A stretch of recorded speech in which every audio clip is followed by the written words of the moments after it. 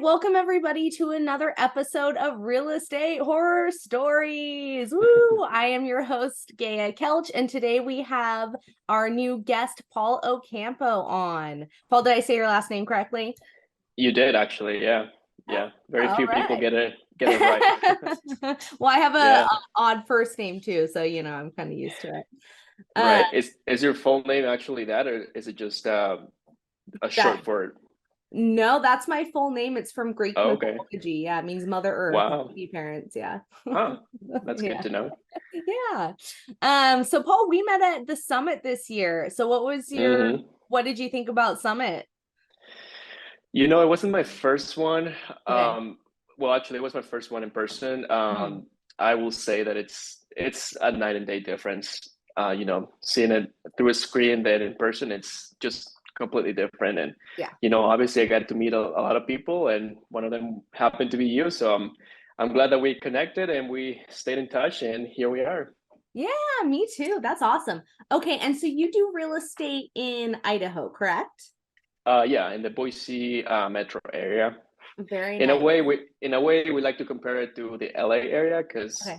there's a lot of surrounding cities that go into it, and they're not very far. So when you think of Mhm. Boise, you also include cities like Meridian, Eagle, and Stars. So all those areas I do service. But yeah, it's a big area. The whole valley is about 1 million in population, so Oh, wow. it's definitely growing at a fast pace. Very And nice. we're getting our first in and out in just two Oh, weeks. oh my God. So So yeah, so yeah, I mean, we've got several in and outs in my area. So you are in for a real treat. yep, yeah. The only thing that I'm not sure about is my office is right next to where the in and out will be, which can be good and bad, but at the same time, it's going to be traffic horrible. It's gonna be a nightmare for traffic, dude. Yes, it Nightmare. is. Yeah. Yep, That's yeah. awesome. But I'm looking forward to it. Very cool. And how long have you been in real estate for? This will be my fourth year in real estate. Same here. So Yeah, I'm about to renew my license in California. You have to do me it. too. Oh God. Yeah, Continuing education, man. right, right. How Yeah, just many like hours do you guys need? um, we need what? We need what we call a core Uh-huh. course, which is basically the real estate commission taking all of the people that got in trouble for the last year Mhm. and making us study a case on what not to do. Oh, So you basically take those courses, and they're usually around 1 to 2 hours each. So you have to okay. take two of those, Okay. and then I believe like another 4 hours of continuing education on Mhm. anything. And I'm usually pretty good about just picking up CE classes here and there, and Yeah. my brokerage also offers a lot of those. So I believe I have more than enough to renew, but I guess I'll find out here soon. Yeah, you'll find out, right? In California, hmm it's 40 hours of continuing Oh my education. gosh. I know. So Yeah. mine's in March. I have to renew, so I'm starting it now, and I'm just like, oh. Yeah. Yeah. I also heard that the contracts in California are way longer. They have way many more disclosures, and um, so yeah, over here it's a little more chill. Yeah. Our contracts are only about 9 pages long, and then Ours are um, 26. yeah, that's insane. Yeah, That's it's a lot. insane. I Oh know. man, I should move to Idaho. That sounds I like know, the right? best paperwork. Oh my God. Yeah. Okay, so just two more get to know you questions, and then we're gonna dive into your horror story. So Yeah. what is your favorite thing about your job? My favorite thing about my job. Um, before I got into real estate, I'm pretty big on finances, Hmm. the, economics that geeks me out. I know that it doesn't for a lot of people. And I've just seen, especially nowadays, more than any other time in history, the inequality in wealth. Yeah. And if you look at most millionaires or rich people, basically, Hmm. um, most of them build their wealth around real estate, and that's something that I'm really passionate about, and Yeah. being able to share that knowledge with people and being able to enable them to to achieve that for themselves or for their families or for whatever that dreams looks like for them, Mhm. is what moves me. It's so important, and that generational wealth too, because it's like you create it Hmm. and then you can pass it down, you know, and you can keep building that up too. It's like it's a hack. It's a life hack, you Yeah, know. It's yeah, so important. Yeah, that's I cool. know. Yeah, just this morning I was listening to a video on Instagram, and this guy was talking about how so during the time that the U.S. was established as a government till Mhm. about 1970, it Mhm. took about 40 presidents for those presidents to build up about $30 trillion in debt. Um, Jeez. and he said that we just broke a new record where in the last, I believe he said in the last 6 months we've occurred almost half a trillion. Oh my So God. so if you think about that amount of wealth, and that's it's only going to continue growing, Yeah. and you think about hard assets like real estate, you know it's only safe to assume what's going to happen to those assets. Yeah. So so yeah, the more we can educate people, I feel like the better off everyone's going to be. So yeah. Absolutely. Yeah, that's astonishing. Okay, last kind of get to know you question, and you have got to be brutally honest. What is your least favorite thing about this career? My least favorite thing, I would say, Honest. I do a lot of open houses, Uh-huh. and I hate picking up signs Oh for my open God. houses. Especially if it's hot Yeah, out or like putting yeah, them out and then you're sweating yeah. by the time your open house starts. Or if it's raining or Yes. snowing. Yep. Yeah. Oh yeah, you guys Yeah. have weather out there. That's right. I forgot. We do have that. Yep. God. Yep. Oh, good answer. Yeah, that's those signs are a pain in the ass. So I know. yeah. Yep. Well, awesome. No, thank you for that. Okay, so I hear you've got a pretty good horror story for us about like just a nightmare transaction. So I would love Hmm. to hear it. So what is this horror story you have? Sure. Yeah. So let me give you a little bit of context. Okay. So one, the clients that I was working with, they were super nice, Yeah. sweetest couple ever. It was their first house, and it was during the spring of 2021. So back then we had sub 3% interest rates, Hmm. so the market was just crazy. Funny enough, these clients came to me and said, Paul, we are looking for a little bit of land. We don't want to feel like we're in a subdivision. We don't want HOAs, Yeah. um, and we just want to feel like we have some privacy. Hmm. So we started looking, and for a couple of weeks, we looked at probably what, like 10 or 15 houses, and nothing really stood out to them that made them want to write an offer.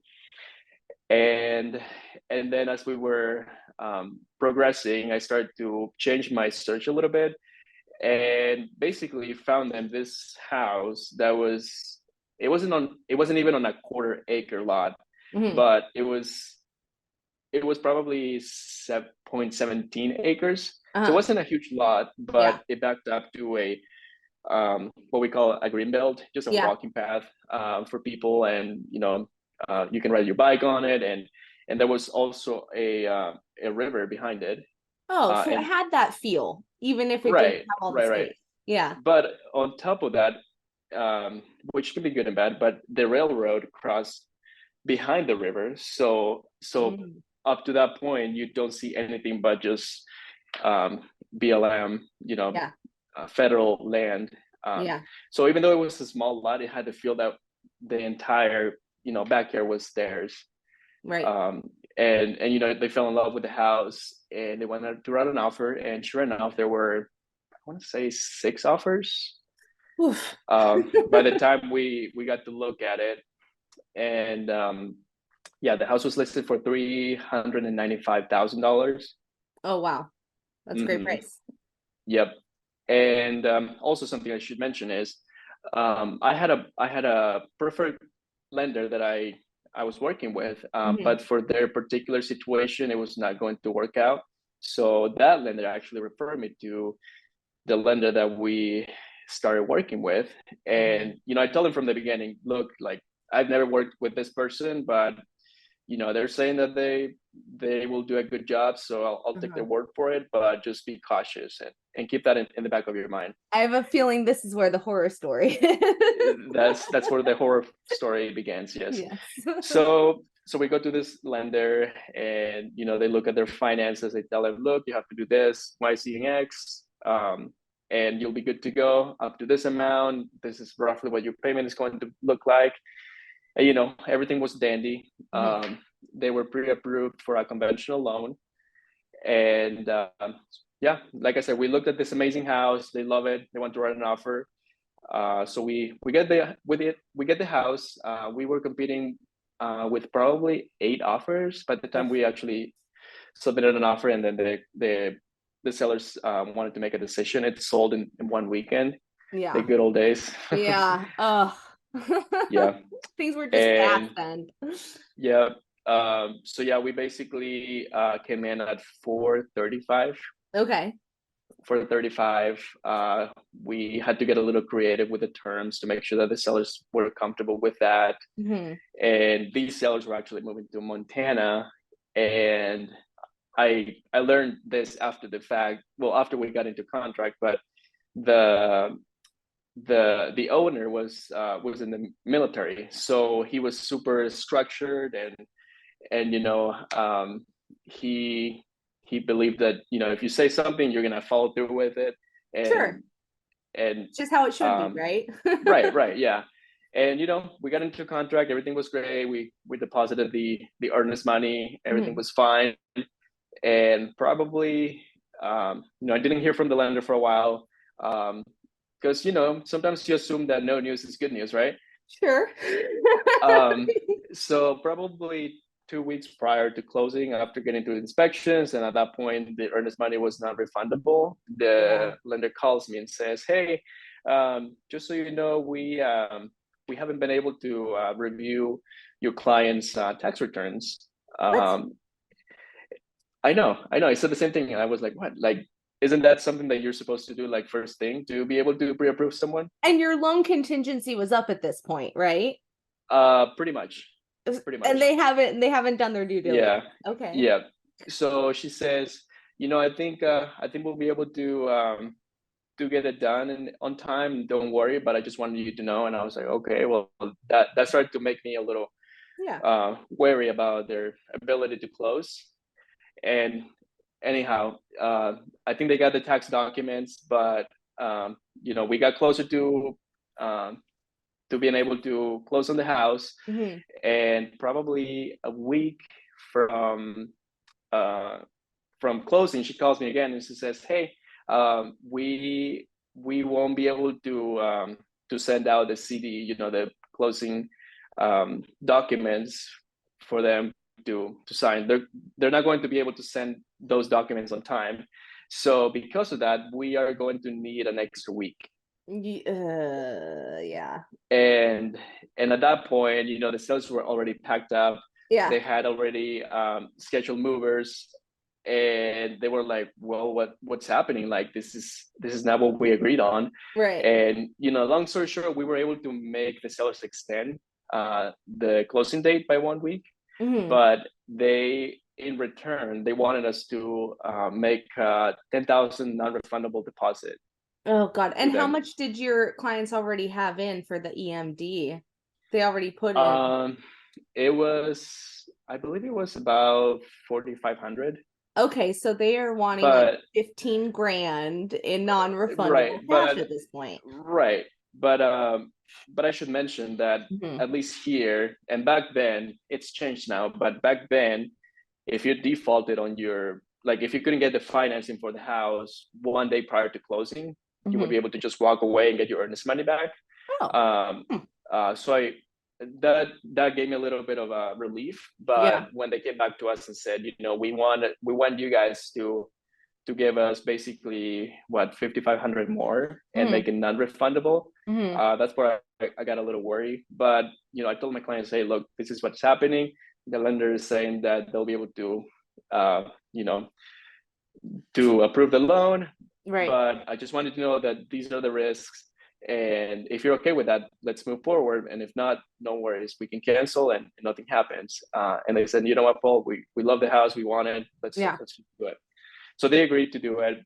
And you know, at that point I was like, okay, well, we saved it, but yeah. But Yeah, we get into the second week, and we were supposed to close on a Friday, and by then she calls me on a Tuesday and she says, hey, so I reviewed your client's debt to income ratios, and it looks like we're off. So because of that, we're gonna have to switch to an FHA loan. What?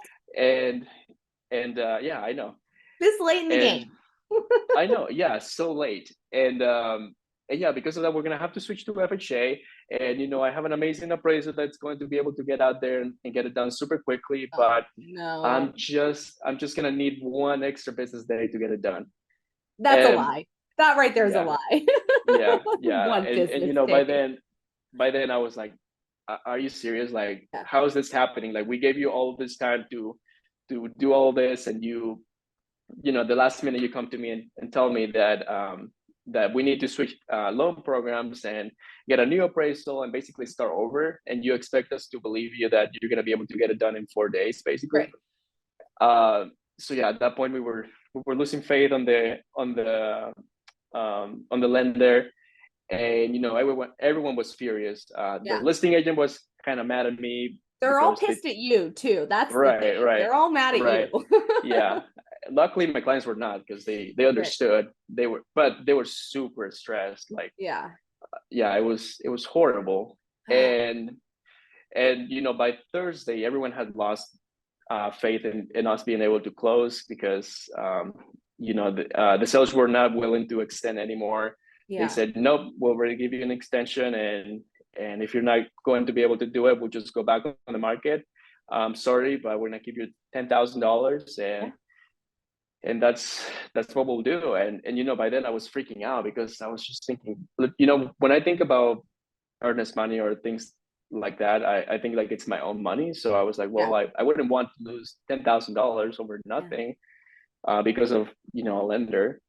And yeah, on Thursday, before you know, closing was the next day, I just started going through my phone and just calling everyone that I could find, like every realtor. Hey, I have this situation. What will you do? Hey, you know, this is what I'm working with this lender. What can I do? And eventually I got to a good friend, and you know, he's still my friend. He's around. And he says, you know what? I have a lender that he's a loan officer, but he also has money on the sidelines for situations like this, where you know, he can basically fund the deal. Yeah. And you know, as long as you return the favor and give him some business, you know, they'll do it. Well, actually, no, he was going to charge us like an origination fee. Yeah. But the deal was that, you know, he would fund the loan, or he would fund the purchase, and basically they would after the fact refinance with this lender. Right. And then he would get his money back. Yeah. So I called him. I was like, hey, this is the situation. I know that it's only, you know, you only have like 12 hours to make a decision, but this is what we're working with. This is the lender that was handling the loan.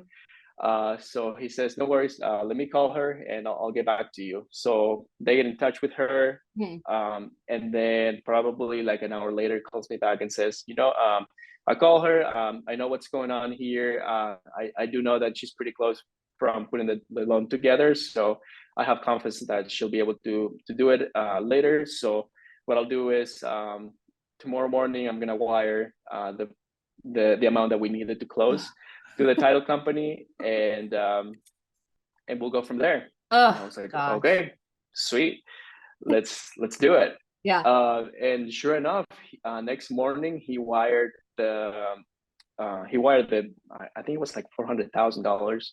Yeah. To the title company. And you know, the title company by that point had structured already everything as if we were going to close with a conventional loan. And so they had to work up a new deed of trust and a new everything for the loan. So So I'm not even joking when I'm saying that um, we were able to close that deal probably, yeah, I think it was 4:45 on that Friday. And Ugh. had we been off by 15 minutes, my Yeah. clients would have lost $10,000. 15 minutes. Yeah, I know. Oh my Yeah, God. my heart was on my sleeve. Yeah. I I almost collapsed when I heard, usually they call you and say, "Hey, we're funding a recorded, Yeah. congratulations."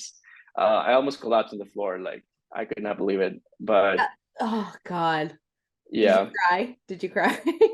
I I, I think I might have shed a tear here and there. Yeah. Those are the ones Oh. where you're just like, oh my God. Hmm. Ugh.